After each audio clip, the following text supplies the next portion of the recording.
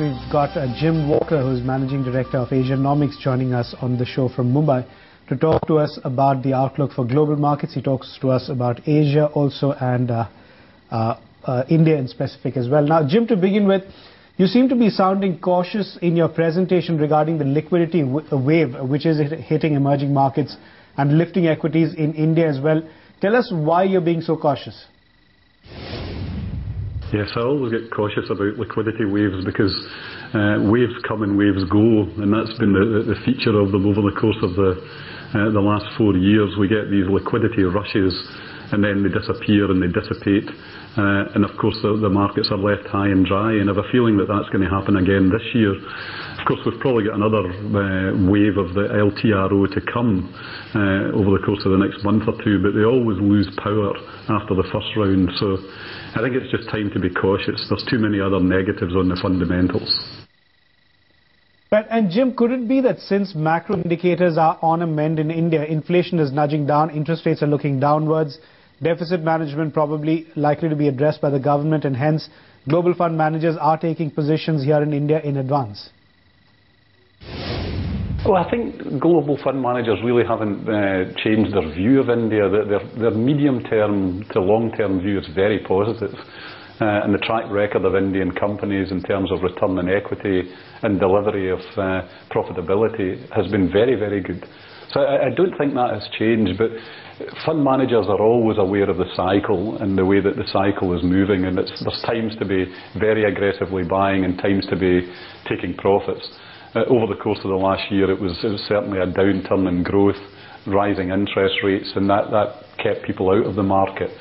This year coming forward, although interest rates are going to come down, I still think that there's growth worries and there's certainly government deficit worries. So we would be still a bit cautious this year, even though things have turned for the better, certainly on the inflation front. Jim, afternoon. Out of the growth opportunities in emerging markets, the BRICS, South Asian markets, some African ones, how does India stack up in comparison? Oh, no, not at all. I'm still very positive, as I say, long-term about India. I would like to see the government getting its act together and bringing the fiscal deficit back under control. That would be really the icing in the cake that would make India look extremely attractive going forward. But yeah, India actually doesn't have the same problems that China has. China, which of course is the darling of so many people because of its growth rate, it hasn't produced in terms of equity market returns for many years. It has very, very large problems still to overcome on the monetary front. And I think its economic growth rate is going to be way below India's during the course of 2012 into 2013. We're looking for a hard landing in the Chinese economy based on the problems that they've got in their housing sector.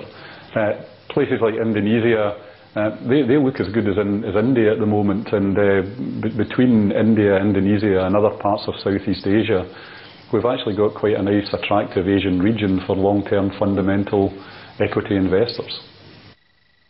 Jim, you also say now that 2012 will be a worse year for equities than 2011. You're perhaps the only one sounding so bearish at the current moment, since the consensus has turned bullish.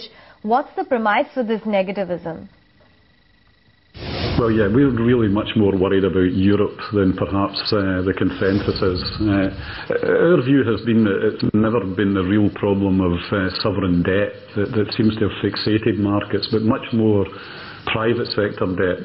And of course, private sector debt really only becomes a problem when the economy's turned down, when we have recession. And Europe is going into recession at the moment.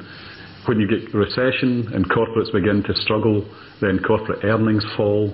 And as the corporate earnings fall, equity markets don't get better. They don't go up, they go down. So we think that's what's ahead for Europe. And with Europe, because it's such a kind of critical part of the global economy with such a big banking system and so many problems, then we expect that that's going to start spilling over into the risk-off wave that we expect to come during the course of this year, which will have a negative impact on emerging markets. I still expect that they'll outperform Europe, but they might not do that well in terms of absolute return.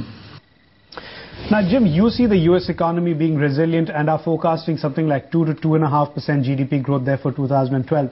Now, this clearly isn't very good news for emerging markets because global fund allocations do have a strong alternative. core fundamental element that drives our view of the world, which is whether or not companies are making money, is actually in place in the US just now. Corporate earnings as a percentage of GDP are at a peak level. They've never been higher over the course of the last 60 years.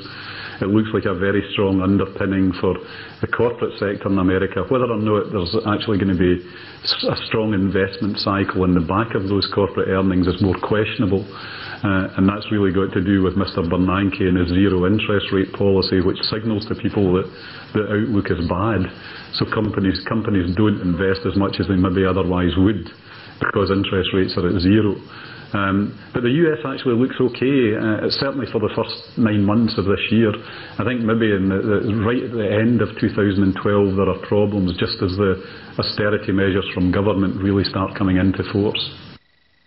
So Jim, what really are the options for Indian investors then out of fixed income equities, gold and even overseas equities, given that Indians are now allowed to invest in overseas equities as well?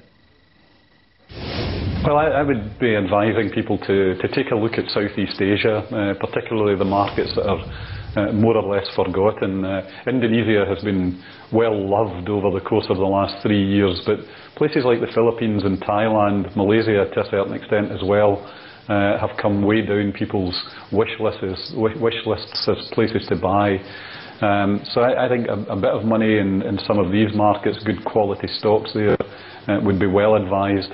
Within India, fixed income is still very attractive, and if interest rates are going down, you should expect capital gains on some of the fixed income paper that's out there just now, particularly government and semi-government paper. So I would be with a 9% and more return in some of that paper, very happy to have my money parked there. But of course I do like gold. We always tend to like gold at Asianomics, and for as long as people like Mr. Bernanke and Mr. Draghi are running central banks, gold is going to go up in price. What about the inflation target? Do you see 6.5% to 7%, which is the target that the RBI has set out, being achieved? And how early do you see rates coming down? Yeah, I think 7% can be achieved, and maybe even slightly better than that on the WPI. I'm not quite sure that it's going to get to what will be the real comfort zone of 5%. With growth above the 6% mark, India seems to have moved on to a slightly higher inflation plane, and that means that although I think interest rates will come down, they're only going to come down relatively slowly, and they're going to be governed a lot by what happens on the fiscal front. If the government's fiscal position improves significantly, or they commit to a big improvement, then interest rates can come down even faster. But our view really would be that we're probably only in for about 100 basis points worth of rate cuts this year. If it starts in March with a 50 basis point cut, then I suspect it will be the second half of the year before we get the next one, because the central bank will play a relatively cautious game on this front. And finally, Jim, we are witnessing a decline in the savings and investment rate in India. In this light, do you see a risk of entering India into a structural slowdown, or do you think that we are in a cyclical downturn? Yeah, the savings rate it matters a lot over the course of time, but of course what's equally important is the efficiency of use of capital. As capital is used more efficiently, and I think India, as it develops, is beginning to use capital much more efficiently, and that's partly to do with industrialisation. It's also to do with the modernisation of the rural areas. So therefore, the ability to generate growth from slightly lower savings is actually enhanced as that efficiency and productivity increases. So I'm not that worried about the savings rate coming down from 36 to 32%. If it was going from 36 to 18, I would be very worried. But I think at these levels we shouldn't be too concerned. Growth, I still think, is certainly long-term in that 6 to 8% range. It could move higher if the government got its act together, but that seems like a forlorn hope at the moment.